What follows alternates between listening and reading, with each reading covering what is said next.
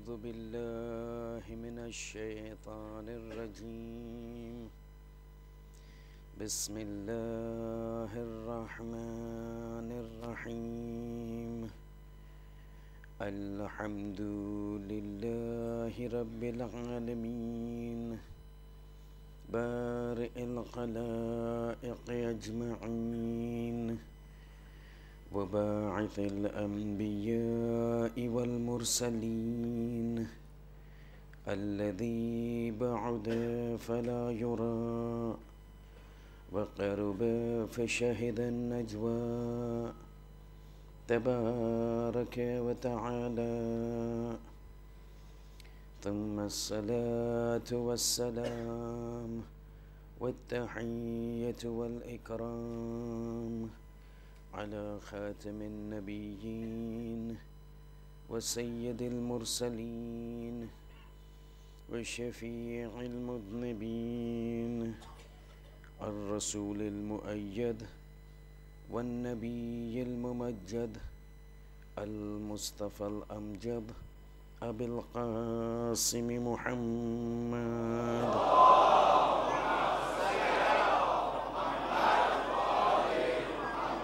وعلى آله الطيبين الطاهرين المعصومين المظلومين لا سيما على الإمام المنتظر وحجة الله الثاني عشر ابن العسكري المنتظر ولعنة الله على أعدائهم أجمعين من الآن إلى قيام يوم الدين أما بعد فإن الله الصادق العليم قال في كتابه الكريم القرآن الحكيم بسم الله الرحمن الرحيم إن الأرض لله يورثها من يشاء من عباده والعاقبة للمتقين صلوات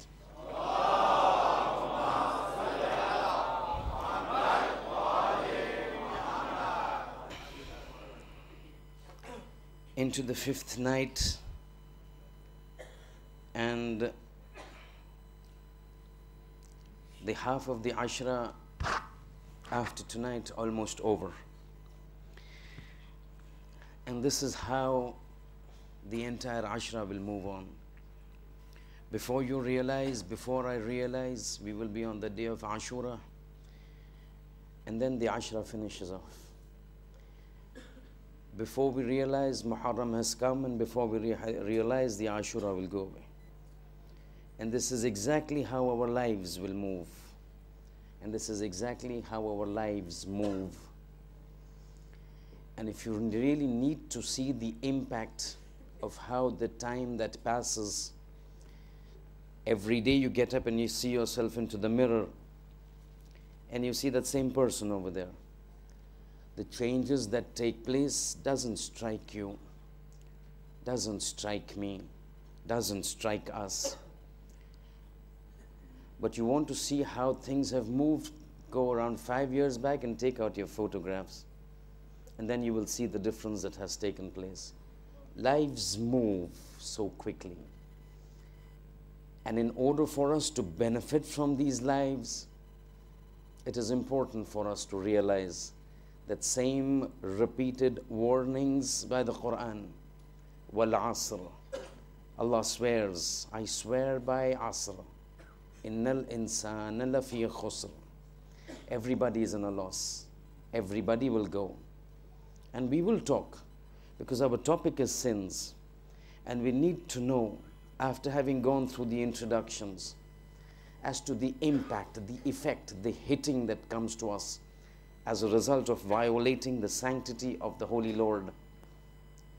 You don't mess around with the religion of God. You don't mess around with the rulings of God. You mess around, I mess around to our own peril. And the only way that we can go about to solve this problem, to ensure that when we actually go into the grave, we are not caught into that problems that we have been so repeatedly warned by our ma'sumin. And that is that rule of the thumb that the Quran says, وَالتَّعَاوَنُوا عَلَى الْبِرِّ وَالتَّقْوَى وَلَا تَعَاوَنُوا عَلَى الْإِثْمِ وَالْعُدْوَانِ. You want to be friends, you want to support, and this is directly in link with our topic. You want to support each other, you want to help one another, you want to cooperate with one another. Quran says there are things that are categorized as things that you should do in helping each other. And this is what the ayah of the Quran says. Ta'awanu. You want to help each other. You want to cooperate with each other. You want to assist each other. Ta'awanu ala al-birri wat-taqwa. On good things cooperate. On taqwa cooperate. Assist each other in the religion of God. In obedience to Allah subhanahu wa ta'ala. Wala ta'awanu. Don't help each other ala al-ithmi wal-udwan. Don't help each other in sinning. Don't help each other against violating the rulings of God. Don't help each other against things that Allah has said don't do. And this is where it happens. That many times we don't realize, we assist them in certain things, then it comes back to haunt us. You remember that tradition yesterday we recited? There are certain things done by a person, Mubashir, certain things who assist the Mubashir, the helper, and third is not even part of that system of either doing that thing or even assisting in doing that thing. He is somebody who might not be there at that time, but the fact that he is radhi, he is happy with that act, will determine whether the goodness of the act comes to him or the evil of the act comes to him.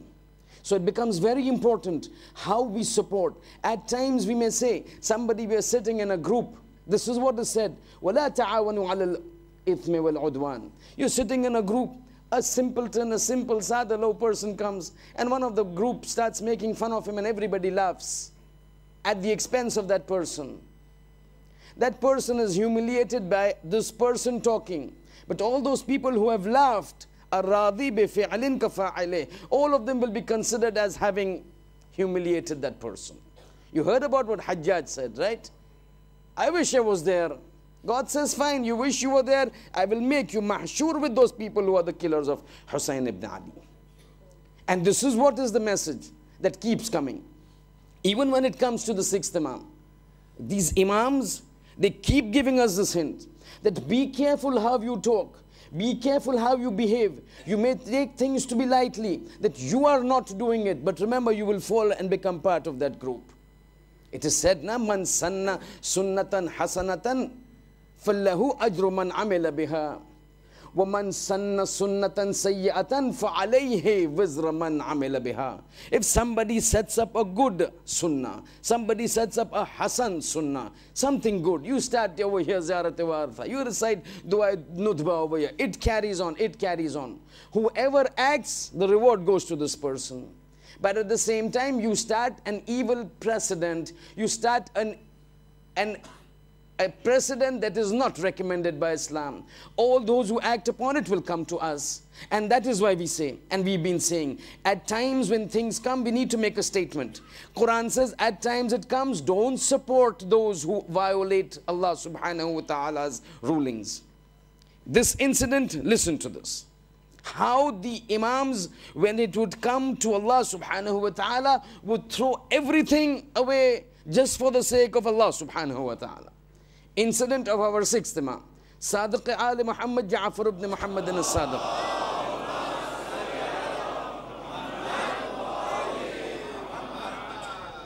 The sixth Imam had a close friend. 20 years, 20 years friend, Riwayat says, books say. 20 years he was with the Imam, very close. One day it so happened, see, at times, because of our relationship with somebody, we keep quiet. We don't want to say. He's our friend. He's our business associate. He's our business colleague. If we say something, it will hurt him. But then it's a question of hurting God or hurting this man. When it came to the Imam, it's not that nothing is given in mirath. Those ranks, those lofty ideals, those lofty positions that have been given to all the Imams. Say on the day of judgment there will be the shafa'at that of the Imam. Fine. You heard it. In all those, people will be made to stand in lines. There will be 1,000 lines. Metaphorically speaking, just to give you an idea, tradition says, on the day of judgment, 1,000 lines of people waiting for accounting. Out of those 1,000 lines, Hussein ibn Ali will do shafa'at of 999 lines. Now this is not given just like this. There is a reason for it. He is not related to God. The fifth Imam says, لَيْسَ بَيْنَ اللَّهِ وَبَيْنَنَا قَرَابَةً. There is no family relationship with Allah and ourselves. The only reason we are wajihan عِنْدَ اللَّهِ. We recite dua tawassul. Ya wajihan indallah, ishfa' lana indallah. Means, oh wajihan, oh person who's been regarded greatly by Allah. It is not because his face, he had got a big beard, Allah liked him. Or because he was wearing good clothes, Allah liked him. It was because what was in his heart and the preference that the Imams would give to Allah as opposed to anybody else that Allah liked. Look at this. 20 years Imam's friend. They're going together. Eating, drinking, meeting, talking. One day, this person calls the Imam, Yabna Rasulullah, come to our house. We will have some food. Imam accepts. Imam goes. They are having their food. Food finishes. The slave of this person does a mistake. The slave of this Sahabi does a mistake. He gets infuriated. He gets upset. And he abuses this man on his mother. He says something to the slave concerning the mother of the slave. As soon as Imam heard, he stands up. He's saying, what right did you have? You have been with me for 20 years. What right did you have to abuse this person by speaking such a thing about his mother? Did you meet his mother to realize that she was this kind of a woman that you have attributed to her by abusing this? He says no. He's saying, have you known this lady? What kind of a lady is it that you are ascribing to her an act which she is not done and you know it? He's saying no. He's saying 20 years in my company and you speak this language. Hada firaqun bainaka wa baini. 20 years of friendship in one instant. You know why? It is exactly that same thing. It is exactly that same thing that the fourth Imam Zainul Abidin alayhi salatu wassalam.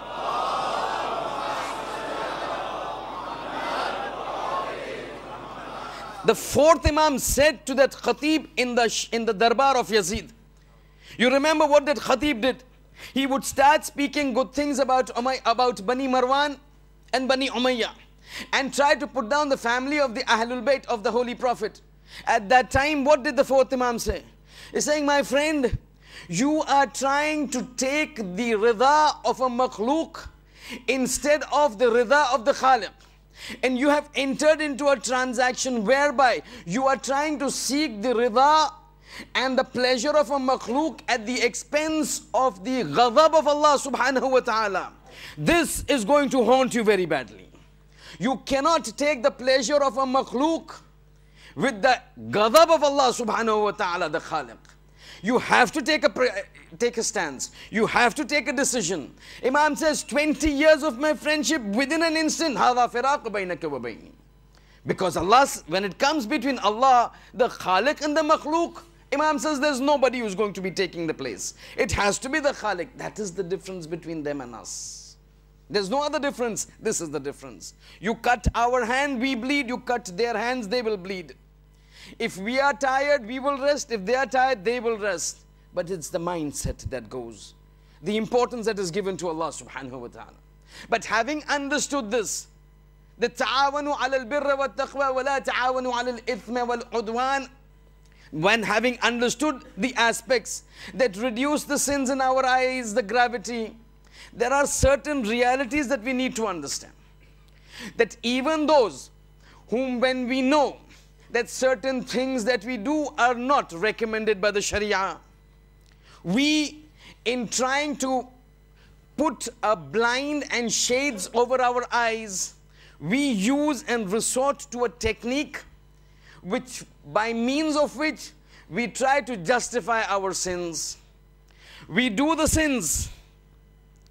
We do the sins, but to make sure that it does not appear evil to us And to the others, they start making excuses to justify those sins. Let me explain. In the kalam of the madhab of Tashayyu', there is a very interesting discussion that the mutakallimin talk about. The mutakallimin, when they discuss the i'tiqadat of the Shia, there's a certain discussion they talk about. And this is not just to the Shia. It also goes to the Ahl Tasannun. And that is the concept of Jabr and Ikhtiyar. There are two groups, there are two ideologies, there are two doctrines, there are two schools of thought. One which said that man is now in the state of Jabr. That means man is majboor. Whatever man does, it is done by God. Whatever man speaks, it is because of what God says.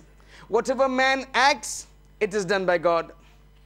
Second school of thought is those that say no, man may have some sort of jabr. So when he's brought into this world, he's not brought by his own permission. Nobody asked me, Sheikh, you want to go? I'm sending you. Where would you want to go? Nobody asked me. The date that I was born, nobody asked me, are you happy with this date or you want to change it? Nobody asked me. Certain level of jabr is there. But the second school says there is also a level of ikhtiyar where man himself chooses. And this is very easy to believe. See, many a times you are in your state of mind and you do shak, doubt. Is it this way or is it that way? Should I do it this way or should I do it that way? That itself shows that it is, you have an authority over your ideas what to do. At times somebody does some act and you tell him, this is not the right way to have done. If you had done it this way, it would have been better. The very fact that we love to criticize, the very fact that we criticize shows that he could have left that path and have taken this path. This shows that a person has got the right to choose. Yes, certain things, yes, you will believe that there is jabr in it. Coming to this world, there is jabr. You're not asked. The day where you will be born, you are not asked. The day when you will die, you are not asked. But between all of these, there are things that have ikhtiyar in our hands. And this is exactly what the Quran says. Inna hadaynahu sabil imma shakira wa imma kafura. We have shown you the ways, the evil ways and the good ways. Either you select it, the evil way, imma kafura, or select the good way, imma shakura. Now, when this issue comes, the question that comes is, these individuals that talk about jabr, that ideology that came, and this is very interesting, this school of thought that says that everything that we do, everything that is done because of jabr. We have no control over our authority, our actions. We have no control over what we speak. We have no control over what we think. We are the creation of Allah subhanahu wa ta'ala, who categorizes himself and characterizes himself as Inna Allah ala kulli shay'in qadir. Allah has power over all things. So everything that we do, it is based on what He wants. We have no control of our actions. Wrong. But I will tell you, while it is wrong, it is not a religious ideology. It is an ideology that came out of political agenda. A political agenda in the past, from the time of Bani Umayyah, and even before, at the time of the Mushrikeen of Quraysh. When the Holy Prophet first came to the Arabian Peninsula, to Hijaz, what did he say? قُولُوا لَا إِلَهَ إِلَّا اللَّهِ تُفْلِحُوا. Say La ilaha illallah, you will be successful. You will gain salvation. You will get paradise. I guarantee. I'm giving dhamana. Having said that, then he started teaching them. He's saying, what is these idols that you're worshipping? These butts that you've got, these idols that you've got, you're not supposed to be worshipping them. Worship that one God. قُلْ هُوَ اللَّهُ أَحَدٌ. At those point of time, those very individuals brought out the same concept. They're saying, if we had wanted to, and you remember one thing, even in those days, when they were asked, okay, who is your creator? They believed in Allah. Even the mushrikeen of Quraysh believed in Allah subhanahu wa ta'ala. It is not that they did not believe in Allah. Quran says, لَوْ سَأَلْتُمْ مَنْ خَلَقَكُمْ قَالُوا Allah. If you ask them who has created you, they will say Allah has created. But what they believed was that Allah was the Khaliq. The Quraysh, the Mushrikeen believed in Allah, believed that Allah created. But they say after creation, Allah stepped back. Allah stepped back now. The entire issues about risk and health and money and position and glory now fall into the hands of these Lat and Hubal and Uzza, the names of these idols. So they believed in Allah, but they say He was a Khaliq. He created, then He stepped back. Now everything was with these people. So when we want money, we would go to Lat. Oh Lat, give us money. If we wanted, for example, good health, we would go to Hubal. We will go to the various other idols. So they believed in Allah. When the Holy Prophet would turn to them and say, stop worshipping these, because these are not worth it. أَرْبَابٌ مُتَفَرِّقُونَ خَيْرٌ أَمِ اللَّهِ الْوَاحِدِ الْقَهَّارِ. These small gods that you turn to, are they good? For risk you want to go here. For rain you want to go there. For good health you want to go there. For position you want to go here. For fulah you want to go there. For fulah you want to go there. Is this a good way? Or you go to one Lord who's Wahidul Qahhar, who's got power over everything. Having said that, the Prophet is telling them, stop worshipping these idols. At that time they come to the same concept of Jabr. They say, if God had wanted us not to worship them, if God had not wanted us to worship them, we would never have worshipped them. But it is Allah who wants us to worship them, so we are worshipping them. The concept behind this ideology of Jabr is to bring about a political agenda forward. This is exactly the same thing. When you don't want to do something, you push it on God. A lot of things you and me don't want, we put it on our istikhara. Istikhara has come, it's bad. You don't want to do it, but now you want to legitimize you not doing it to somebody who's close to you. You take out an istikhara, it's an istikhara kharab hai mujhe. Same thing is there, and I'm moving forward. I'm moving forward slowly to prove a point. Same thing when the Prophet told them, وَإِذَا قِيلَ لَهُمْ Surah Yasin, وَإِذَا قِيلَ لَهُمْ أَنْفِقُوا مِمَّا رَزَقَكُمُ اللَّهُ. And when it is said to these people, the money that Allah has given to you from Himself, because it is a ni'mat from God, أَنْفِقُوا, give it to the poor people. You are rich, you have money, give it to the poor. They don't have money, they don't have provisions, give them. What did they say? أَنُّطْعِمُوا مَنْ لَوْ يَشَاءُ اللَّهُ أَطْعَمَا. You are asking us to give money to these poor people. But is Allah not having power to give them money for food? So if Allah is not giving them, that means Allah does not want to give them. If Allah does not want to give them, why are you telling me to give them? They don't want to give. But now they're putting the entire thing on the head of Allah subhanahu wa ta'ala. Because Allah is powerful, if He wanted, and had He wanted, He would have given it to them. But because He's not given it to them means He doesn't want them to get the money. So why are you telling me to give Him the money? This same concept of Jabr with a political agenda and a political ideology carried on till it became part of a doctrine that got embedded into the Islamic society and into the Islamic i'taqadat. By whom? By the Bani Umayyah. Started by whom? Started by Muawiyah ibn Abi Sufyan. He was one person. As soon as he came to the throne, he had made it into what was supposed to be a khilafat of the Holy Prophet, ya khilafat of Rasulullah. See, Muawiyah's personality was an ajib personality. When he came up, he realized that he did not have the legitimacy. He did not have the legitimacy to rule as an official ruler. It was at that time he decided, if I want to make my rule legitimate, and if I want to impart a sense of Shar'i religiosity to it, I have no option except to take the help of religion. And the only way I can gain legitimacy for myself is to put everything onto the heads of Allah subhanahu wa ta'ala. And he set up an entire mission of setting up this Jabari and the people following it called the Jabariyun. to promote and to advertise this doctrine amongst the people. Once this doctrine started moving amongst the people, things became so easy. Any killings that he would do, people would come and say, Muawiyah, you've killed him. He's saying, I have not killed him. Quran says, Inna Allah ala kulli shay'in qadir. All power is lying in the hands of God. My hands, my body, my quwwah, everything is belonging to Allah. So if I've killed somebody, it is not out of my own will. It is because Allah has given me the power. You don't have problems with, you have problem with this person being killed, don't come to me, go to Allah, talk to him. To such an extent that he even had the audacity to stand up before Ummul Mu'minat, Hazrat Aisha.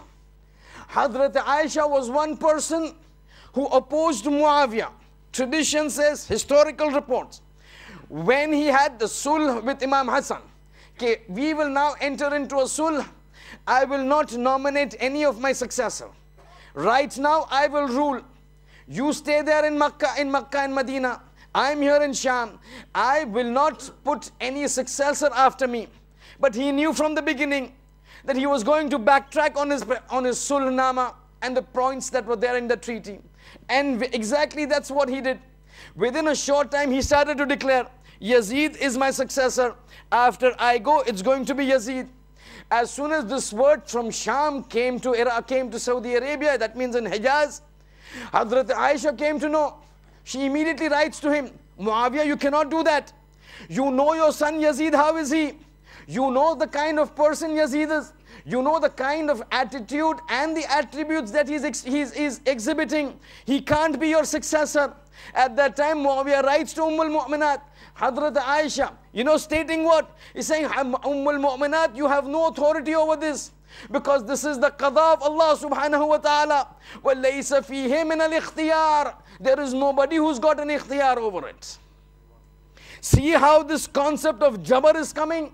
How this concept of Jabr was introduced primarily to make sure everything that they did was covered under the cloak of the power of Allah subhanahu wa ta'ala. I am not doing this, it is God who is doing this. I am not killing him, it is God who is killing this. And this not only remained with Muawiyah, it moved further into Yazid. Even with Yazid, because he realized they had got an excuse by means of which they could cover all their madhalim. And this is exactly what he used. You know what he said? You know what he said? Everybody knows what he said. In that incident, when Hazrat Zainab salamullahi alayha,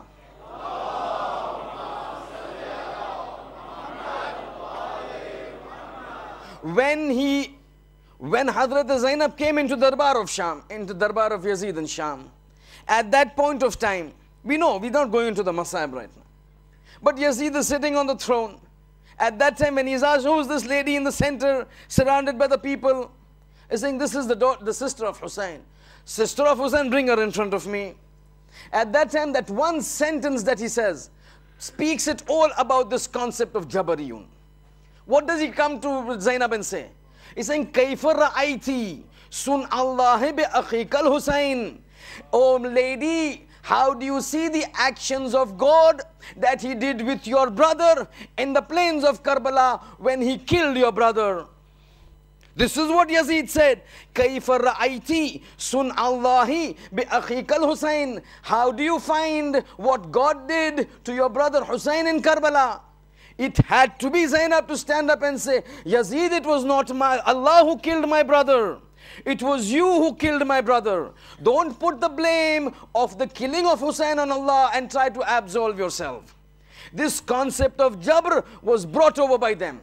And it was this concept of Jabr that they used, and it continued to be used by the Bani al-Umayyah and the Bani al-Abbas to ensure that whatever they would do get a flavor of legitimacy. Whatever they would do gets covered under the cloak of the power of Allah.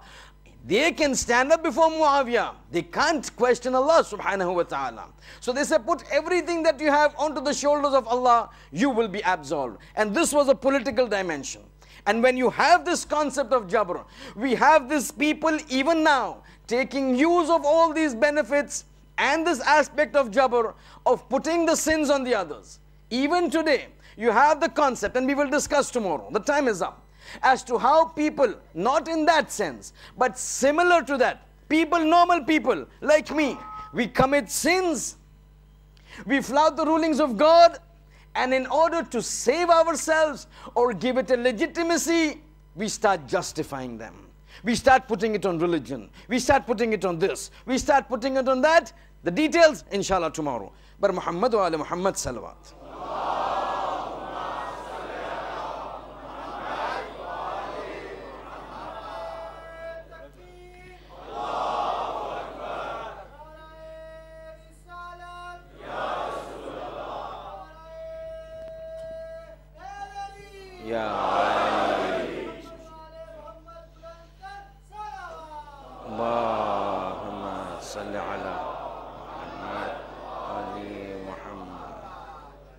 رحم الله من قرأ الفاتحة.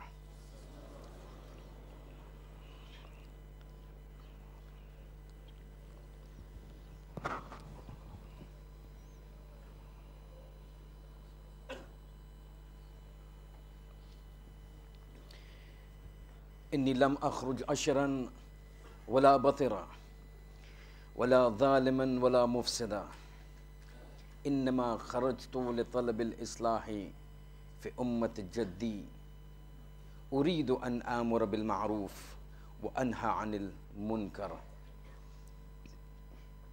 کہ میں طلب اصلاح میرے جد کی امت کے لیے نکل رہا ہوں، امر بالمعروف کے ذریعے اور نہی عن المنکر کے ذریعے. اور یہ امر بالمعروف اور نہی عن المنکر کی جو بنیاد ہے وہ سیرت جدی و سیرت ابی، میرے دادا کی، میرے نانا کی سیرت، میرے جد کی سیرت اور میرے بابا کی سیرت. اب یہ سیرت حسین کو سمجھنا ہے. لیکن آج جو 5ویں شب ہے اور 6-7 اور راتیں ہیں جہاں گفتگو ہوگی، ایک چیز جو ہے وہ یہاں عرض کرتا چلوں، وہ یہ ہے کہ جب آج کی رات اور آئندہ جو راتیں ہیں اس میں ایک چیز آپ غور فرمائے گا کہ حسین کی سیرت جو اپناتے ہیں اس کی شباہت بہت زیادہ ایسے حالات کے ساتھ ہے، اور حالات حسینی اس طرح شباہت رکھتے ہیں حالات حضرت موسیٰ کے ساتھ کہ کبھی کبھی جو ہے وہ ذہن تعجب کرتا ہے. حالات سیرت حسینی اس طرح ہے کہ تقریباً مشابہت رکھتی ہے ان حالات کے ساتھ کہ جو حضرت موسیٰ علیہ السلام کے دوران جو ہے وہ واقع پیش آئے. حیرت تو ہوتی ہے، اور آپ دیکھیے گا کہ بہت ساری جگہ پر جب حسین کی سیرت کی تحلیل ہوتی ہے تو ریفرنس دیا جاتا ہے ان آیات کی طرف کہ جو حضرت موسیٰ سے مرتبط ہے. ابتدا میں تو ایسا لگتا ہے کہ جو ہے یہ بہت تعجب کی بات ہے، لیکن اگر جو ہسٹری اور تاریخ اور روایات کی اگر جو روشنی میں ہم دیکھیں تو یہ کچھ خاص تعجب کی بات نہیں ہے، کیونکہ ہمارے پاس رسول خدا کی ایک حدیث جس میں ایک عجیب جملہ رسول خدا فرماتے ہیں. جملہ اس طرح ہے کہ وہ مقایسہ کرتے ہیں اپنی امت اور حضرت موسیٰ کی امت کے ساتھ، اور وہ جو مقایسہ کرتے ہیں ایسے کرتے ہیں کہ رسول فرماتے ہیں کہ میری امت کے ساتھ ہر وہ چیز ہوگی اور ہر وہ واقعہ پیش آئے گا کہ جو حضرت موسیٰ کی امت کے ساتھ پیش آیا. اور پھر بیان کرنے کے لیے، ایکسپلین کرنے کے لیے، تفسیر کرنے کے لیے ایک جملہ بیان کرتے ہیں، النعل بالنعل. نعل یعنی جوتے، اور النعل بالنعل عرب میں کہا جاتا ہے کہ جب کوئی شخص چلتا ہے اور اس کے جو ہے پیر کے نشان باقی رہ جاتے ہیں اور کوئی پیچھے سے دوسرا شخص آتا ہے بے عینہ اس کے پیر کے نشان کے اوپر اپنے پیر کو رکھے تو اس کو عرب کہتے ہیں النعل بالنعل. کہتے ہیں حضرت موسیٰ کی قوم میں جو واقعات پیش آئے النعل بالنعل میری امت میں پیش آئیں گے. اب جو ہے ہم جب دیکھتے ہیں سیرت حسینی تو پھر نظر آتا ہے ایک عجیب و غریب شباہت نہ کہ ہم جب تحلیل کرتے ہیں اس وقت، لیکن خود حسین کے جو ہے وہ کلام یہ ثابت کرتے ہوئے نظر آتے ہیں۔ دیکھیے ہم نے کیا عرض کیا تھا کہ جب ہم سیرت حسینی کو جب ہمیں اگر جو سمجھنا ہے تو اس لیے مہم یہ ہے کہ ہم خود امام حسین کے کلام کو جو ہے وہ معائنہ کریں، اس کے تحلیل کریں، تجزیہ کریں، کیونکہ جو شخص کہہ رہا ہے وہ اپنے مشن کے بارے میں زیادہ بتا سکتا ہے۔ اب حسین کی جو تمام جب سے وہ مکے سے مدینے سے نکلتے ہیں، اب متعدد مقامات پر جو ہے وہ جو خطبات دیتے ہیں اور اراد فرمایا، اس میں جب آپ معائنہ کریں، تحلیل کریں تو ایک عجیب شباہت نظر آتی۔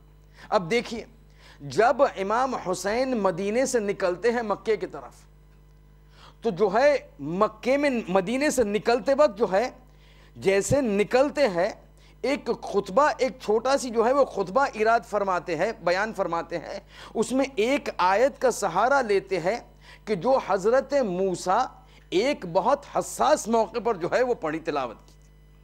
پھر جیسے مکے میں وارد ہوتے ہیں ایک ایسی آیت کی تلاوت کرتے ہیں کہ جو جملات بعض حضرت موسیٰ بیان کر چکے ہیں۔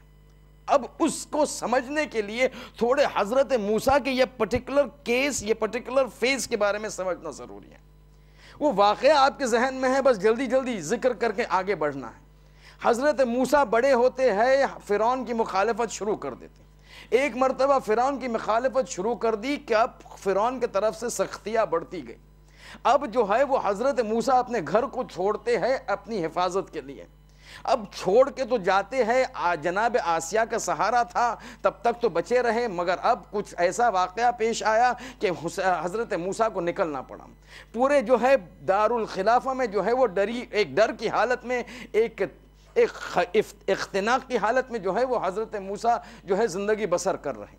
اب اسی دارالخلافہ میں ایک ایسا واقعہ ہوتا ہے کہ حضرت موسیٰ کو جو ہے دارالخلافہ سے ہجرت کرنی پڑتی ہے۔ واقعہ کیا ہوتا ہے؟ ایک مرتبہ سویرے نکلتے ہیں تو کیا دیکھا، فرعونیان کے جو ہے ایک آفیسر جو ہے اس کا اور ایک بنی اسرائیل کے جو ہے ایک شخص کا جھگڑا ہوتا ہے۔ اس جھگڑا جب ہوتا ہے تو بنی اسرائیل کا شخص حضرت موسیٰ کو کہتا ہے کہ یا اے موسیٰ ہماری مدد کے لیے آؤ۔ اب حضرت موسیٰ کی خصوصیت یہ تھی کہ وہ لہیم شہین تھے، بہت ہی اچھے لمبے قد کے تھے، بہت ہیفٹی تھے، بہت طاقتور تھے۔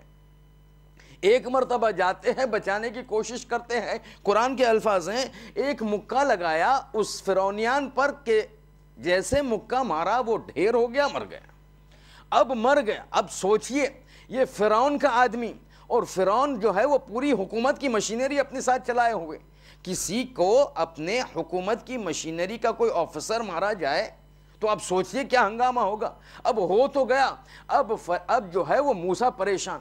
یہ خبر پہنچی فرعون تک کہ میرے ایک آفیسر کو موسیٰ نے مار ڈالا، انٹینشنلی نہیں، قرآن خود کہتا ہے ایک ان انٹینشنلی بچانے جا رہا تھا اپنے ساتھی کو، اپنے شیعہ کو، اور قرآن کا لفظ بھی یہ استعمال کرتا ہے من شیعتے ہی، اس کے ماننے والے کو بچانے کے لیے، ان کے ماننے والے کو بچانے کے لیے ایک مکہ مارا۔ اب وہ مر گیا۔ یہ بات پہنچی فرعون تک، غضبناک، امیڈیٹلی فوراً جو ہے اپنی ایک میٹنگ، اپنے بڑے بڑے آفیسر کی میٹنگ بلاتا ہے۔ یہ تو بالکل برداشت کرنے کے قابل نہیں کہ ہمارے ایک آفیسر کو مارا جائے، اور کس کے توسط سے؟ بنی اسرائیل۔ یعنی یہ تو سمجھا جائے کہ ایک غلام نے آ کے جو ہے ایک آقا کو ختم کر دیا۔ کہا جو ہے ہمیں ابھی اس کا جو ہے واکنش ریاکشن رسپانس دینا ہوگا، کیا کیا جائے؟ تو موسیٰ کو پکڑ لیا جائے۔ اب جب یہ بات چل رہی تھی وہاں سے قرآن بیان کر رہا ہے، یہ مختصر الفاظ میں جو ہے میں آپ کو جو ہے یہ پورے داستان کو ایک صحنہ انگیزی میں پیش کر رہا ہوں۔ وہاں سے ایک شخص جو ہے وہ دوڑتا ہوا حضرت موسیٰ کے پاس آیا اور حضرت موسیٰ سے کہتا ہے کہ اے موسیٰ یہاں سے نکل جاؤ، کیونکہ یہاں منصوبہ بن رہا ہے تمہاری دستگیری کا، اریسٹ کا، اور میں تمہارے لیے ایک ناصح بن کے آیا ہوں۔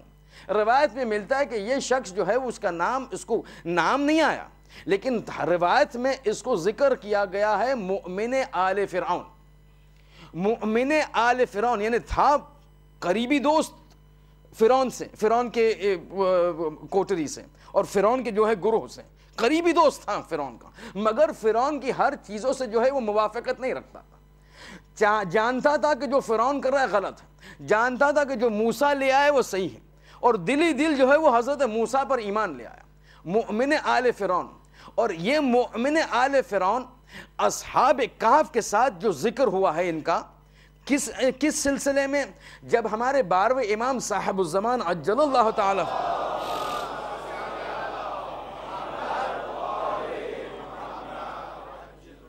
جب 12ویں امام آئیں گے تو اس وقت کچھ ایسے حالات ہو گئے، اس حالات میں ایک حالت یہ ہے کہ رجعت جو ہے وہ واقع ہوگی، اس رجعت کے سلسلے میں اصحاب کہف کا بھی ذکر ہے اور یہ مومن آل فرعون کا عجیب ان کا مقام ہے ائمہ کے نزدیک۔ بات چھوڑ دیجئے، وہ آتا ہے امام حضرت موسیٰ سے کہتا ہے یہاں سے نکل جاؤ، حضرت موسیٰ ان کی بات کو جدی لیتے ہیں، وہاں سے جو ہے دارالخلافہ سے ہجرت کر لیتے ہیں۔ جیسے ہجرت کرتے ہیں اس مدینے سے، اس شہر سے، اس منطقے سے نکلتے ہیں کہ اس سورہ قصص کی 21ویں آیت کو جو ہے وہ تلاوت فرماتے ہوئے نکلتے ہیں۔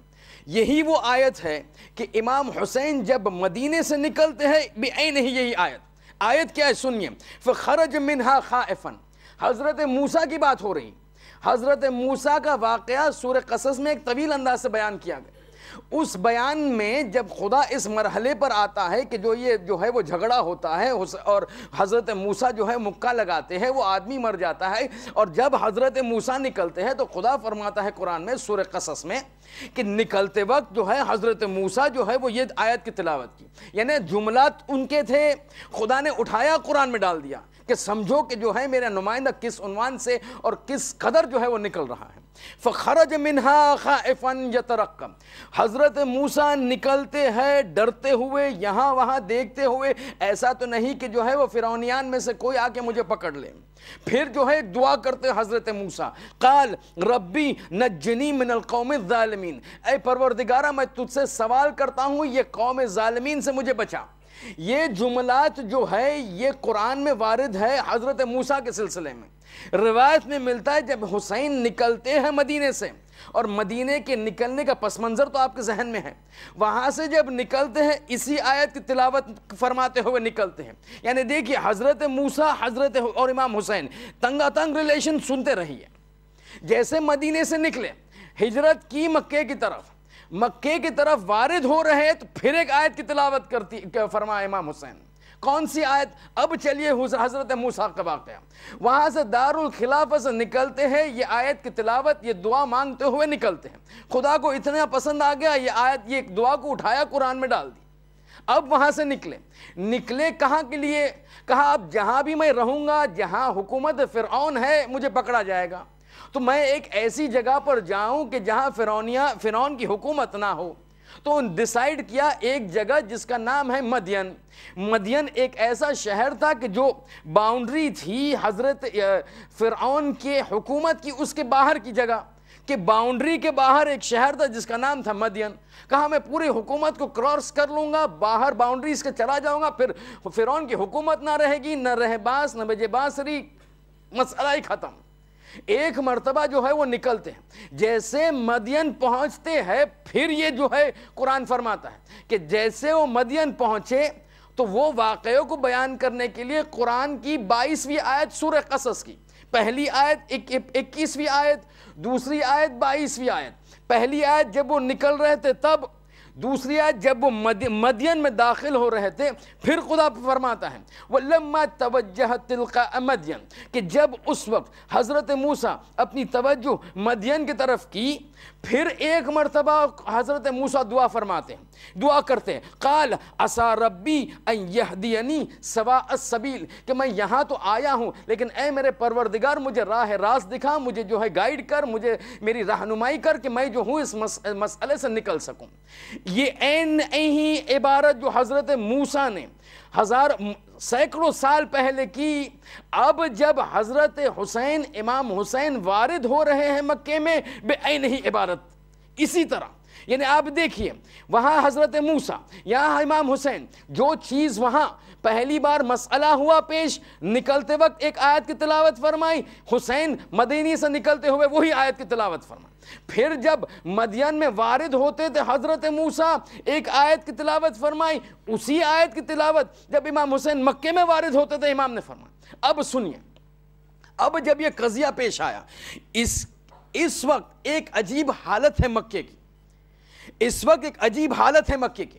سیرت حسین کو سمجھنا ہے. اور ہم نے کیا کہا؟ سیرت حسین وہ ہے کہ جب کہہ رہے ہیں اسیرو بسیرت ابی و جدی، میرے بابا کی سیرت، میرے جد کی سیرت. برسوں پہلے جب ارتحال یا شہادت یا وفات جو بھی آپ کہیں رسول خدا کی پیش آئی، اس وقت ایک ایسا واقعہ ہوا کہ اس وقت امیر المؤمنین نے اس واقعے کے سامنے ایک اپنا رسپانس دیا، ایک واکنش دی، ایک عکس العمل کا مظاہرہ کیا. سب جانتے ہیں، لیکن سیرت بیان کرنی ہے کہ جو سیرت علی کی تھی اسی سیرت پر حسین چلتے ہیں، کیونکہ پہلے سے بتا دیا میں امر بالمعروف اور نہی عن المنکر کروں گا، اپنے جیب سے نہیں نکال کے، اپنے دل سے نہیں نکال کے، میں سیرت رسول اور سیرت نبی اور سیرت امامت کے تحت چلوں گا. اس وقت جب جو ہے امام مشغول تھے غسل اور کفن میں رسول خدا کے، اور اس وقت جو واقعہ پیش آیا وہ ہمیں ذکر نہیں کرنا، مگر اس واقعے کے بعد ایک شخص آتا ہے، ابو سفیان امام کے پاس آتا ہے اور امام سے کہتا ہے میں تمہاری مدد کرنے کے لیے تیار ہوں، اگر جو آپ کے پاس سپاہی چاہیے آپ کو میں سپاہی دینے کے لیے تیار ہوں، اگر جو اسلحہ چاہیے میں اسلحہ دینے کے لیے تیار ہوں، اگر جو ہے کسی چیز کی ضرورت ہو تو میں دینے کے لیے تیار ہوں. اے امیر المؤمنین قیام کرو، اپنے حق کے لیے اٹھو. اس وقت امام نے کیا کہا تھا؟ امام نے یہی پوچھا تھا نا ابو سفیان سے کہ ابو سفیان تم کب سے اتنے حامی ہو گئے ہو اسلام کے؟ تمہارے دل میں اسلام کی اتنی محبت کب سے آ گئی ہے؟ میں جانتا ہوں تمہارا نظریہ کیا ہے. تم چاہتے ہو کہ داخلی جنگ ہو تاکہ اسلام ضعیف ہو جائے اور تم اسلام پر فائق ہو جاؤ، اسلام کو ختم کر دو، لیکن میں تمہارے منصوبے کو کامیاب ہونے نہ دوں گا. اس کی بنیاد یہ تھی کہ کبھی بھی کوئی چیز کو حاصل کرنا ہو، یہ آپ کے اور ہمارے لیے بہت امپورٹنٹ ہے.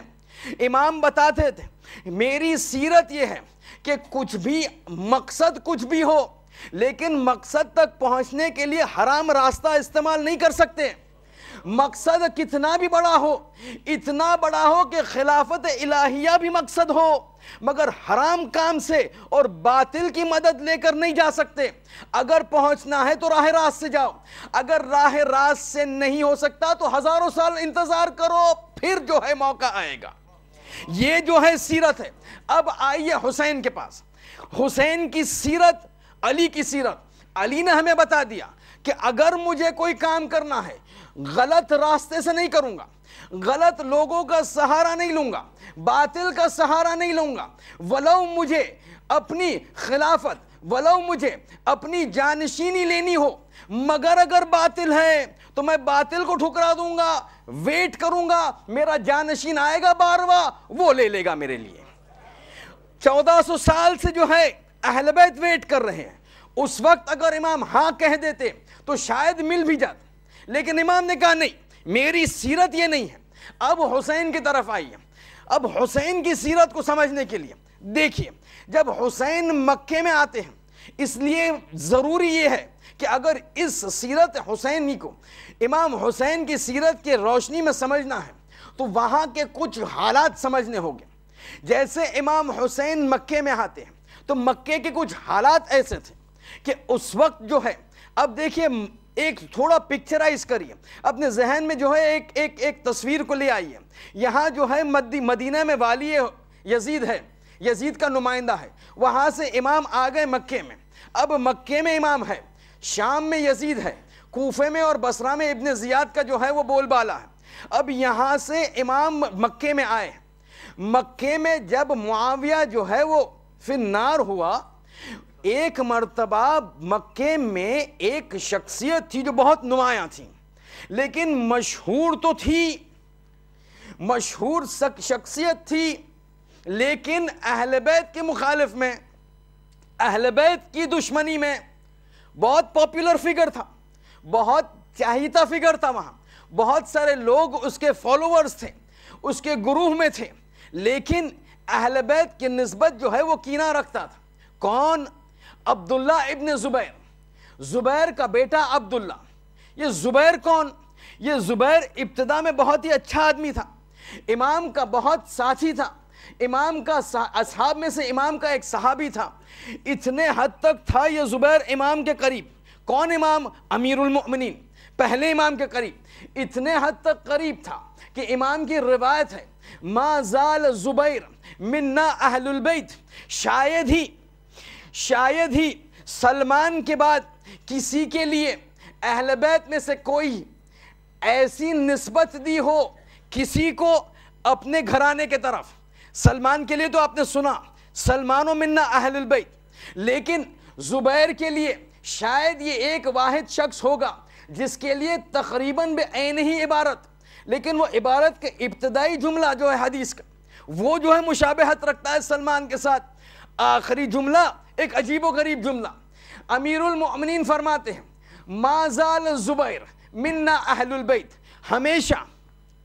ہمیشہ زبیر ہمارے اہل بیت میں سے تھا، ہمیشہ زبیر ہمارے اہل بیت میں سے تھا، حتی نشأ ابنہ المشؤوم عبداللہ، اس وقت تک کہ اس کا منحوس لڑکا عبداللہ دنیا میں متولد ہوا۔ جب تک عبداللہ متولد نہیں ہوا تب تک زبیر ہمارے اہل بیت میں سے تھا۔ عبداللہ کی جو ولادت ہوئی اس کے بعد یہ لڑکا، روایت کے جملے امام کے، ابنہ المشؤوم، منحوس لڑکا، منحوس مشؤوم، کہتے عبداللہ کی ولادت ہوئی اور جیسے بڑھتا گیا اس کے دل میں نہ جانے کیسے اہل بیت کی بغض، اور باپ کو راہ راست سے گمراہ کرنے والا جو تھا وہ اس کا بیٹا عبداللہ ابن زبیر من اہل البیت۔ لیکن جب بیٹا آیا باپ کو راہ راست سے لے گیا۔ اب یہی عبداللہ ابن زبیر چلا گیا، حسین کا وقت ہے، علی چلے گئے، حسین مدینے سے مکے آئے، مکے میں شخصیت ابن زبیر، عبداللہ ابن زبیر ایک نمایاں شخصیت، بہت لوگ تھے اس کے چاہنے والے، لشکر بہت تھے، اسلحہ بہت تھا، پاپولیرٹی بہت تھی۔ اگر وہ چاہتا تو حسین کی مدد کر سکتا، لیکن حسین کی مدد کی نہیں۔ حسین بھی چاہتے تو مدد لے سکتے۔ کس لیے مدد لے سکتے؟ اس لیے کہ کیونکہ جس طرح حسین نہیں چاہتے تھے یزید تخت خلافت پر بیٹھے، اسی طرح ابن زبیر نہیں چاہتا تھا کہ یزید تخت خلافت پر بیٹھے۔ اس کی اور یزید کی دشمنی، اب وہ پورا منصوبہ بنا رہا ہے کہ کس طرح یزید کو خلافت سے خل کریں۔ اب آپ دیکھیے، یہ عام طور پر دیکھا گیا ہے، دشمن کا دشمن دوست ہوتا ہے۔ دشمن کا کوئی دشمن ہو، میرا کوئی دشمن ہو اور اس کا کوئی دشمن ہو تو یقیناً میں اس سے دوستی کرنا چاہوں گا۔ یہاں جو ہے یزید جو ہے وہ علی حسین کا دشمن ہے، اور ابن زبیر بھی دیکھ رہا ہے، چاہتا تو حسین کے ساتھ مل سکتا، مگر حسین نے نہیں لیا۔ حسین نے کہا میں چاہتا ہوں تو لے سکوں، وہ آ بھی جائے یا نہ بھی آئے پتہ نہیں، لیکن مجھے میرے سامنے میرے بابا کی سیرت ہے، میرے بابا کی سیرت ہے۔ ابو سفیان آیا تھا خلافت کے سلسلے میں، میرے بابا نے ٹھکرا دیا۔ حسین علی کی سیرت پر چلنے والا ہے، ولو مجھے مر جانا پڑے کربلا میں، مگر میں ساتھ نہ لوں گا ابن زبیر کا، میں مدد نہیں لوں گا ابن زبیر کی۔ اب یہ مرتبہ سن لیجئے، نہ وہ امام کو مدد کرنے آیا، اور یہ یاد رکھیے جب امام مشکل میں ہو اور اگر کوئی مدد نہ کرے، نہیں میں امام کا لفظ نہیں استعمال کروں، جب امامت مشکل میں ہو اور کوئی مدد نہ کرے تو پھر خدا بھی جو ہے اپنے سنت کو جاری کر دیتا ہے۔ کون سی خدا کی سنت؟ سن لیجئے، بہت جلدی وقت گزرا جا رہا ہے۔ اب سنیے، اس وقت وہ ابرہہ کا وقت ہے۔ ابرہہ کا واقعہ آپ نے سنا، جو اپنے ہاتھیوں کا لشکر لے کر آتا ہے۔ عبد المطلب کے ٹائم پر ایک مرتبہ اطلاع ملی کہ ابرہہ اپنے ہاتھیوں کے لشکر کے ساتھ خانہ کعبہ کے انہدام کا منصوبہ بنائے چل رہا ہے۔ وہاں آتا ہے، جملہ جب پتا چلتا ہے عبد المطلب کو کہ یہ حملہ کرنے آیا ہے تو وہ کیا جواب دیتا ہے؟ مجھے کسی بات کی پرواہ نہیں، جو صاحب خانہ ہے وہ اپنے خانے کی حفاظت کرے، جس کا گھر ہے وہ اپنے گھر کی حفاظت کرے، بیت اللہ ہے خدا حفاظت کرے۔ اور خدا نے کس طرح حفاظت کی؟ آپ نے دیکھا ابابیل چھوٹے چھوٹے برڈز، چھوٹے چھوٹے پرندے، ان کے چھوٹے پرندے میں چھوٹی چونچ میں اور چھوٹے پتھر، جیسے گرتے گئے کہ عصف معقول، اس طرح فنا کر دیا کہ جو ہے اپنے خانے اپنے گھر کو بچا دیا۔ یہ سنت الہیہ ہے کہ اگر اس کے گھر پر کوئی سوء نظر کرے تو اپنے گھر کو بچانے کے لیے وہ آتا ہے مدد کرنے، اور پھر ولو چھوٹی چھوٹی کنکریں ہو وہ نیست و نابود کر دیتا ہے۔ اب یہ سنت ہے۔ اب آئیے، ابن زبیر، حسین چلے جاتے ہیں، مدد کر سکتا تھا، امامت کو ٹھکرایا، امامت کی مدد نہ کی۔ علی ابن بابویہ قمی، علی ابن بابویہ قمی ہمارے ایک بزرگ ترین علماء میں سے، شیخ صدوق کے پدر گرامی۔ شیخ صدوق ایسی شخصیت کہ جس کے بارے میں کہا جاتا ہے کہ ان کی ولادت ہی ہوئی ان کے بابا کے ذریعے۔ کس طرح بابا کے ذریعے؟ وہ تو ہم سب جانتے ہیں کہ ہر شخص کی ولادت بابا کے ذریعے سے ہوتی ہے، اپنے باپ کے ذریعے سے، مگر یہاں شیخ صدوق کی خصوصیت یہ ہے، میں ربط کر رہا ہوں، جلدی جلدی جا رہا، آپ متوجہ رہیے، اس وجہ سے ہوئی کہ کچھ عرصے تک بیٹا نہیں ہو رہا تھا، بچے نہیں ہو رہے تھے۔ ایک مرتبہ عالم مکاشفہ میں امام زمانہ سے مشرف ہوئے تو محمد و آل محمد التماس کی، اے ابن رسول اللہ، آپ دعا کریے کہ جو ہے مجھے ایک ایسا بیٹا عطا ہو، خدا ایک ایسا بیٹا عطا کرے کہ جو دین کے کام آئے۔ اس وقت امام زمانہ ہاتھ اٹھا کر دعا کرتے ہیں، اور امام کی دعا کے ذریعے سے شیخ صدوق نکلے۔ شیخ صدوق آئے اور ایسے عالم بنے کہ آج کی تاریخ میں، آج جو میں بات کرتا ہوں، اور صرف آج نہیں، آج سے لے کر انشاءاللہ قیامت تک، ہر مجتہد، جو بھی مجتہد فتویٰ دیتا ہے، دے ہی نہیں سکتا جب تک کہ من لا یحضرہ الفقیہ، جو شیخ صدوق کی کتاب ہے، جب تک اس کو پڑھ نہ لے، جب تک اس کی حدیثوں کا مطالعہ نہ کر سکے، کوئی مجتہد فتویٰ دے نہیں سکتا۔ امام زمانہ کی دعا۔ اب انہی کے پدر بزرگوار علی ابن بابویہ کی بات سنیے، کہتے ہیں کہ جو شخص اگر امامت کو ٹھکرا دے تو پھر اگر جو وہ خدا کے گھر میں بھی جائے بچنے کے لیے، اور خدا کا گھر انہدام کے خطر میں بھی آ جائے، تو خدا اپنے گھر کو نہیں بچائے گا اور جانے دے گا کہ یہ آدمی وہاں پناہ لیا ہوا ہے، پناہ نہیں دے گا، اپنے گھر کو نہیں بچائے گا، منہدم ہونے دے گا۔ لیکن اس لیے کہ یہ شخص کیونکہ امامت کو چھوڑا ہے، اس کی ہلاکت ضروری ہے، تو ہلاک ہونا ضروری ہے، ہلاک ہونے دے گا، نہ اپنے گھر کو بچائے گا نہ اس شخص کو بچائے گا۔ یہ سن لیجئے۔ اب جلدی سے آگے چلیے۔ یہ واقعہ جو ہے، حسین کی مدد نہ کی، حسین نے سیرت کے عنوان سے مدد نہ مانگی، کربلا چلے گئے، واقعہ کربلا ختم ہو گیا۔ اب یہاں ابن زبیر اپنی حرکتیں یزید کے خلاف کرتا رہا، یزید چلا گیا، اب خلافت چاہیے تھی، آیا مروان اور عبد الملک ابن مروان، خلافت تو ابن زبیر کو چاہیے تھی۔ دیکھیے خدا کی سنت کس طرح خدا جو ہے وہ علیحدہ رکھ دیتا ہے۔ ایک مرتبہ جنگ چھڑی، اور ایک مرتبہ عبد الملک ابن مروان بنی امیہ کا دوسرا خلیفہ ایک مرتبہ کہتا ہے کہ اب جو ہے ابن زبیر کا جو ہے مسئلہ بہت زیادہ ہو گیا، اب اس کو ختم کر دینا ہے۔ ایک مرتبہ مکے کا محاصرہ کر دیتا ہے۔ اب عبداللہ ابن زبیر نے دیکھا اب کوئی چارہ نہ رہا، اب تو میری موت قریب ہے، بس ایک ہی تنہا چارہ ہے، میں جاؤں گا مسجد الحرام میں اور وہاں پناہ لے لوں گا خانہ کعبہ کے ساتھ۔ ارے اللہ کا گھر ہے، ابرہا جیسے ہاتھی کے آرمی کو جو ہے جب نیست و نابود کر دیا، یہاں یقیناً جو ہے میری مدد ہو جائے گی۔ وہاں گیا، ایک مرتبہ مکے سے محاصرہ ہٹا اور مسجد الحرام کا محاصرہ ہوا۔ عبد الملک ابن مروان کی آرمی مسجد الحرام کو گھیر لی، اندر جو ہے ابن زبیر ہے اپنے لشکریوں کے ساتھ۔ ایک مرتبہ وہ منجنیق ہوتی ہے، وہ پتھر پھینکنے والی جو مشین پرانے زمانے کی، عبد الملک کے آدمی جو ہے آزو بازو میں جو ہے مسجد الحرام کے اس منجنیق کو اور کیٹپولٹس کو جمع کرتے ہیں، اور ابن زبیر کو مارنے کے لیے وہ پتھر اور آگ جو ہے برساتے ہیں۔ اس پتھر اور آگ کی بارش میں خانہ کعبہ خراب ہو گیا، خانہ کعبہ کا پردہ جل گیا، مگر خدا حرکت میں نہ آیا۔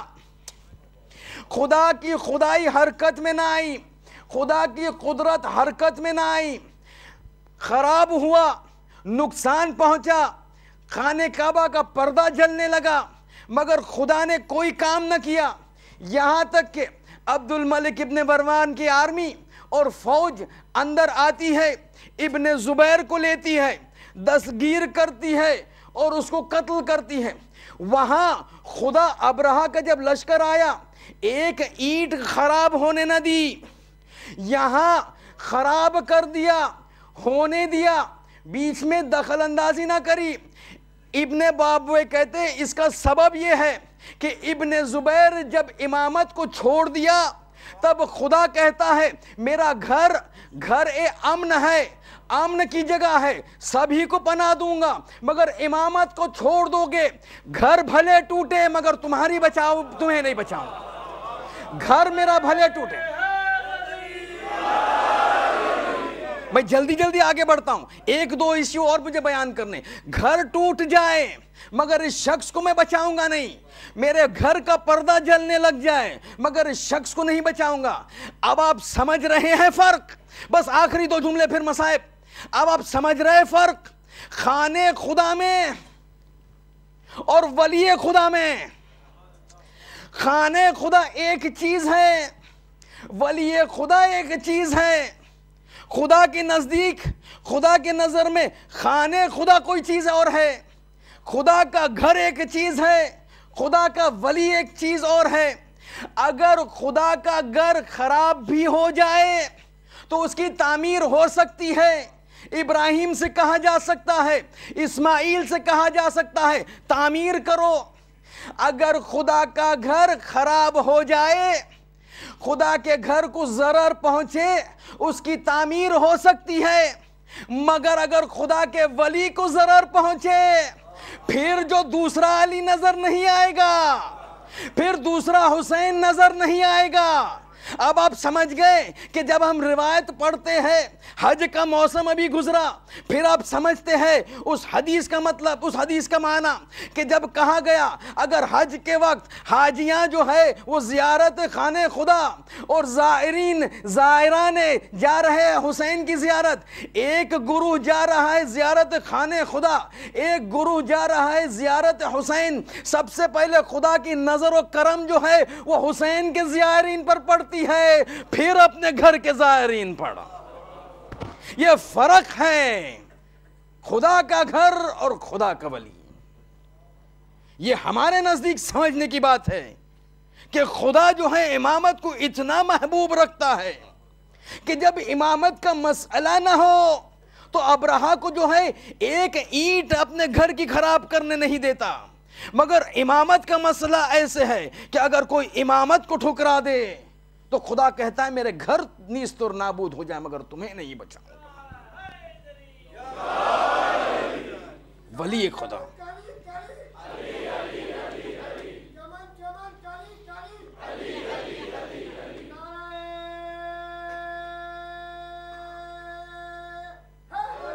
یا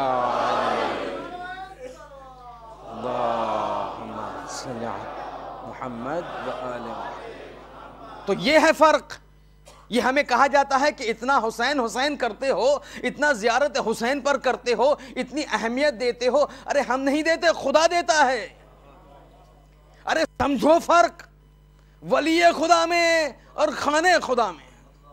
اور پھر اگر جو ولی خدا کا کوئی نمائندہ ہو، ولی خدا کا کوئی جو نمائندہ ہو جس کے بارے میں یہ خود ولی کہے انی باعث الیکم اخی وابن عمی وثقتی من اہل بیتی، مسلم ابن عقیل۔ یعنی دیکھیے ولی خدا کا اتنا مقام، لیکن اگر ولی خود کسی اور کی طرف ایک ایسا احترام کا مظاہرہ کرتا ہوا نظر آئے تو پھر سوچئے اس کی شخصیت کیا ہے۔ یہ جملات آپ سمجھے، میں اس کا ترجمہ آپ کو بتاؤں پھر آپ سمجھئے گا یہ مسلم ابن عقیل کی حیثیت کیا ہے، مسلم ابن عقیل کا مقام کیا ہے، مسلم ابن عقیل کی منزلت کیا ہے۔ حسین کے پاس جب خطوط آنے لگے اور خطوط کی تعداد 12,000 18,000 جو بھی ہے، ہزاروں کی تعداد میں. تو ایک مرتبہ حسین نے کہا اب مجھے جو ہے جائزہ لینا ہے کوفے کی حالت کا، اب کسے بھیجا جائے. دیکھیں ہم کہتے ہیں سفیر حسین، سفیر یعنی وہ کہ جو بھیج رہا ہے، جس کا سفیر ہے، اس کے سب آئیڈیاز، مینٹیلٹی، تھاٹ، سب سوچ سمجھ سب سے واقف. اور جملات جو امام نے مسلم ابن عقیل کے سلسلے میں جو بیان فرمائے، انی باعث الیکم، تم مجھے بلانا چاہتے ہو نا، اتنے 18,000 خطوط کے تم نے بھیجے، تو میں ایسے شخص کو بھیجوں گا جو مجھ جیسا ہے. یہ مجھ جیسا جو ہے نا، یہ بار بار آتا رہے گا. یہ مجھ جیسا یزید جیسے کی، وہ یاد ہے نا آپ کو. میں ایک ایسے شخص کو بھیجوں گا جو مجھ جیسا ہے، لیکن ساتھ ساتھ کچھ ایسے الفاظ استعمال کیے کہ انسان حیران ہو جائے. اخی وابن عمی، میرے بھائی، میرے چچازاد بھائی کو بھیج رہا ہوں. ثقتی، جو مورد اطمینان ہے. من اہل بیتی، میرے اہل بیت میں سے ہے. اور پھر مسلم نکلے. جائزہ لینا تھا. امام جاننا چاہتے تھے کہ وہاں صورتحال کیا ہے وہاں کی. ایک مرتبہ وہاں پہنچے، ایک ایسا مرحلہ آیا 30,000 40,000 کی جو ہے وہ بیعت مسلم کے ہاتھ. مگر پھر وہی ہوا. ابن زیاد وارد ہوتا ہے، ایک ہاتھ میں پیسہ، ایک ہاتھ میں تلوار. اور کوفہ والے تو آپ جانتے ہیں کوفیان کی کہ ذہنیت کیا ہے. یہ تو ہم علی کے دور سے دیکھتے آ رہے ہیں، حسن کے دور سے دیکھتے آ رہے ہیں. ایک مرتبہ جس شخص کے ہاتھ پر 40,000 کا مجمع بیعت کر چکا، اب مغرب کی نماز جب شروع ہوئی، ابن زیاد وارد ہو چکا تھا کوفہ میں. اطلاع ملی کہ یہ مسئلہ ہے، 40,000 کا مجمع جو ہے وہ مسلم کے ہاتھ پر بیعت کر چکا ہے. اب مغرب کی نماز جو مسلم پڑھائی، مجمع پورا. ایک مرتبہ ایک اطلاع، ایک اعلان صادر ہوا ابن زیاد دارالحکومت سے، الجماعۃ الصلاۃ بالجماعہ، کہ اب جو ہے عشاء کی نماز وہ میری سرپرستی میں ہوگی، اور جو شخص میری جماعت میں شامل نہ ہوا، اس کی جان، اس کی مال، اس کی عزت، اس کے آبرو، اس کے ناموس سب خطرے میں. بس یہ اطلاع جو ہے کوفے میں پھیلنی تھی کہ ایک مرتبہ جب عشاء کی نماز پڑھ کر جب مسلم مڑتے ہیں تو کیا دیکھا کہ مسجد خالی ہے. 40,000 کل تک 40,000 کا مجمع، اب جو ہے مغرب کی نماز تک تھے، اب عشاء کی نماز مڑ کر دیکھتے ہیں تو کوئی نہیں، کوئی مدد کرنے والا نہیں. ایک رات میں، ایک رات کیا 15 منٹ میں اس طرح جو ہے وہ انسان بدل جائے، لوگ بدل جائے. اور میں کہتا ہوں حسین راستے میں اب پریشان، اپنے سے زیادہ حسین کی پریشانی کہ میں نے تو کہہ دیا حسین سے، آقا سے، کہ آقا آ جاؤ، یہاں سب خیریت سے ہے، لوگ منتظر ہے، اب کیا کیا جائے. ایسی حالت کہ جو ہے وہ کائنات کے مالک کا نواسہ جو ہے وہ اس طرح بھٹک رہا تھا جیسے لاوارثوں کی طرح کوفے کی گلیوں میں. رات رات بھٹکتے رہے، گھومتے رہے، کوئی سہارا دینے والا نہ تھا. اب گھومتے رہے. آپ کو پتا ہے نا مسلم کے بیٹے کا بھی کوئی ٹھکانہ نہیں، پتا نہیں کہاں ہے. ایک مرتبہ چلتے چلتے ایک گھر کی چوکھٹ پر آ کر بیٹھ گئے. کوئی سہارا دینے والا نہیں، کوئی کھانا دینے والا نہیں. اب جائے تو کہاں جائے مسلم.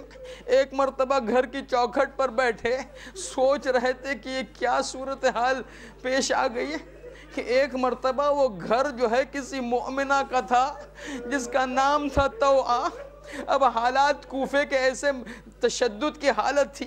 بیٹا گیا ہوا تھا باہر, بار بار دروازہ کھول کر جو ہے انتظار کرتی کہ میرا بیٹا آ جائے, میرا بیٹا آ جائے.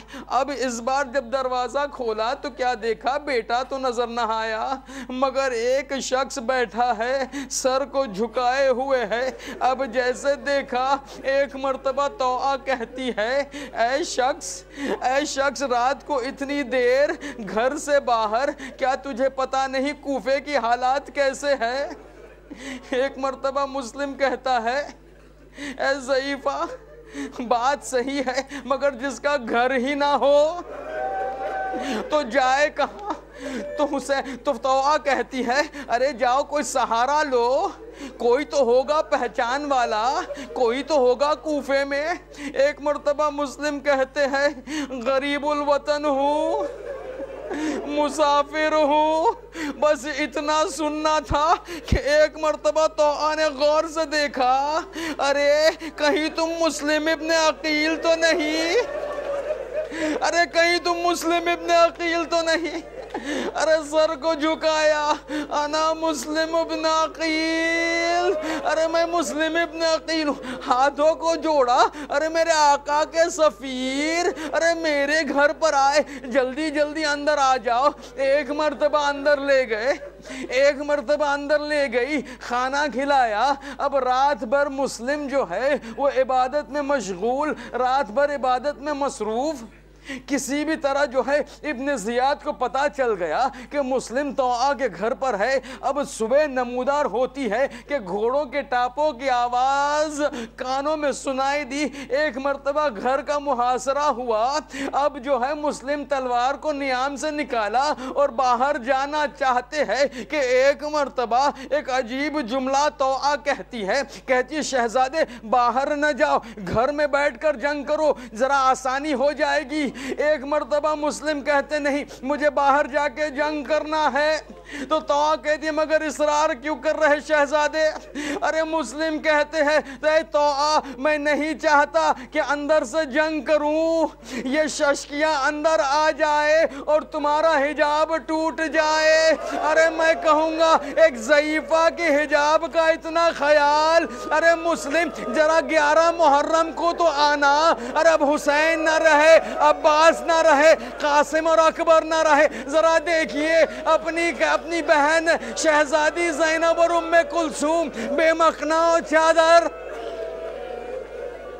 ارے حفاظت کرنی ہے تو ان کی حجاب کا حفاظت کریے. ایک مرتبہ مسلم باہر نکلتے ہیں, جنگ کو شروع کرتے ہیں. ارے ہاشمی شیر ہے, کس عنوان سے جنگ کرے, کس عنوان سے جنگ کیا. لیکن ایک مرتبہ یہاں تو جو ہے آپ جانتے ہیں نا کہ جب جنگ چھڑ گئی تو صرف دشمن سامنے سے نہ تھے, ارے اوپر سے جو ہے گرم پانی کو ڈالا جا رہا تھا, آگ برسائی جا رہی تھی. مگر شیر تھا, ہاشمی شیر. ایک مرتبہ کسی ہیلا کے تحت جو ہے ایک مرتبہ مسلم ابن عقیل کو گرفتار کیا گیا. گرفتار کر کے لے جایا گیا دارالخلافہ, دارالحکومہ میں لے گئے, دارالخلافہ کے جو ہے چھت پر لے گئے. ایک مرتبہ جو ہے پوچھا گیا کہ تمہاری جو ہے کچھ وصیت ہے. کہا بس ایک دعا مجھے کرنی ہے. وصیت تو بیان کر دی, پھر ایک دعا کرنی ہے, ایک عمل کرنا ہے. کہتے کر دو. ایک مرتبہ مسلم جو ہے مڑتے ہیں اور راہ کوفہ کی طرف جو ہے مڑتے ہیں, اپنے رخ کو راہ کوفہ کی طرف کرتے ہیں اور ایک جواب, ایک سوال, ایک جملہ عرض کرتے ہیں, السلام علیکہ یا ابا عبداللہ, اے میرے آقا, میں نے ہی آپ کو یہاں بلایا, میرا سلام قبول کرے. اب روایت کہتی ہے اسی مقام پہ اسی وقت حسین راہ کوفہ میں اپنے خیموں کو جو ہے وہ نصب کیے ہوئے اپنے خیمے میں بیٹھے ہیں. جیسے جو ہے بیٹھے تھے کہ اچانک اٹھتے ہیں, باہر آتے ہیں, راہ کوفہ کا رخ کرتے ہیں, وعلیک السلام, ارے میرا سلام بھی تم قبول کرو اے میرے بھائی مسلم. اب کسی کو بتایا نہیں، نہ عباس کو بتایا، نہ اکبر کو بتایا. ارے سلام کا جواب تو دینا تھا نا حسین کو. حسین نے سلام کا جواب دیا، مگر ابھی عباس کو بلایا، مسلم کے سلسلے میں کچھ نہ کہا.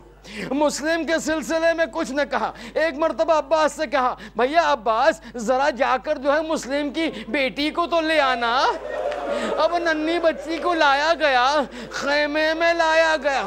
ایک مرتبہ ننھی بچی کو اٹھایا، گود میں رکھا، باروں میں پھیرنا شروع کیا، چومنے لگے گال. اب بیٹی تھی چھوٹی، بچی تھی چھوٹی، مگر ہاشمی خاندان کی. کچھ دیر تو کچھ نہ کہا، پھر ایک مرتبہ مڑ کر کہتی ہے، ارے چچا ایسے رفتار کر رہے ہو جیسے کوئی یتیموں کے ساتھ کرتا. ارے میرا بابا خیریت سے تو ہے، اے چچا میرا بابا خیریت سے تو ہے. ارے حسین کیا جواب دے؟ مگر حسین جواب دے یا نہ دے مجھے پتا نہیں، بس ایک واقعہ ذہن میں آتا ہے. ارے ذہن دوڑ رہا ہے کربلا کی طرف، وہاں بھی ایک چھوٹی ننھی بچی، ننھی سکینہ. ارے ننھی سکینہ، ارے جس کا باپ مارا جائے اگر چاچا جو ہے مہربان ہے تو تسلی دی جاتی ہے، مگر ہائے سکینہ، باپ مارا گیا، چاچا بھی نظر نہ آیا. ارے کوئی تسلی دینے والا نہیں. ارے جب بھی کہتی ہائے میرا بابا، شمر کے تماچے، ہائے میرا چاچا. ارے عمر سعد کا کوڑا، وَسَيَعْلَمُ الَّذِينَ ظَلَمُوا أَيَّ مُنْقَلِبٍ يَنْقَلِبُونَ. ما سمعت.